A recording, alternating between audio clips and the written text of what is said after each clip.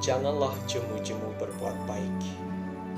Bapak, Ibu, dan saudara-saudari yang terkasih dalam Kristus, pada saat ini saya akan berbagi berkat lewat renungan firman Tuhan yang berjudul Janganlah jemu-jemu berbuat baik. Tetapi sebelumnya mari kita bersama-sama membuka Alkitab kita di dalam surat Galatia pasal 6 ayatnya yang ke-9. Janganlah kita jemu-jemu berbuat baik, karena apabila sudah datang waktunya, kita akan menuai jika kita tidak menjadi lemah. Di sebuah desa, tinggallah seorang anak muda dengan ayahnya yang selalu mengajari untuk berbuat baik kepada siapapun. Suatu ketika, datanglah seorang anak kecil yang lusuh menghampiri mereka. Lalu si anak kecil tersebut meminta segelas air minum. Tetapi anak muda tersebut memberikannya segelas besar susu yang habis dalam sekejap. Lalu si anak kecil itu bertanya, "Berapa harga susunya?" Namun anak muda itu tersenyum dan berkata, "Susu itu gratis." 10 tahun kemudian, anak muda ini mengalami sakit parah dan harus dirawat di rumah sakit yang besar, karena di sana dia harus menjalani operasi dan perawatan. Ketika akhirnya ia sembuh dan boleh pulang, ia mau membayar biaya rumah sakit. Sejenak kekhawatiran melandanya. Ia tidak yakin bisa membayar seluruh biaya perawatannya.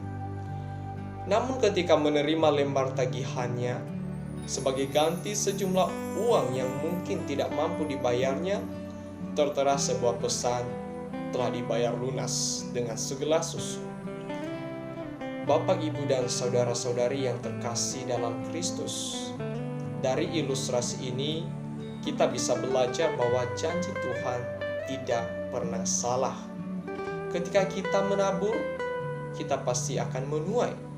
Jika kita berbuat baik, maka suatu hari kebaikan itu akan kembali pada kita.